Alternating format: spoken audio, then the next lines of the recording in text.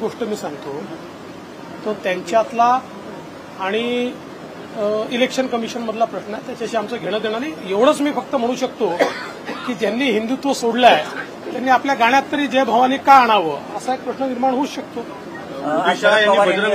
मोदी शाह यांनी बजरंगबलीच्या नावाने मतं मागितली, रामाच्या नावाने मतं मागली जातात, त्यांच्यावर कारवाई करणार का असा सवाल देखील उद्धव ठाकरे त्यांनी यांना करावा ना इलेक्शन कमिशनला, आम्हाला काय विचारतात. आज शरद पवार यांनी म्हटलं की एकनाथ खडसे जे आहेत नाईलाजास्तव भाजपमध्ये पुन्हा जात आहे. याचं उत्तर एकनाथराव खडसेंनी द्यावं, इलाज आहे का ना इलाज आहे. मला सगळीकडे महायुती करता एक पॉझिटिव्हिटी दिसते आहे.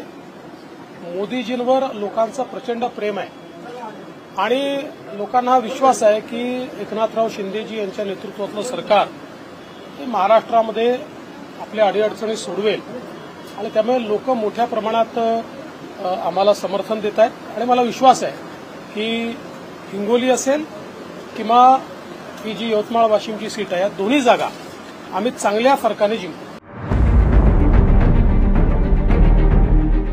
CEN न्यूज, देश प्रदेश की ताजा तरीन खबरों के लिए CEN न्यूज को सब्सक्राइब करें और रहें पल पल की खबर से हर पल बाखबर.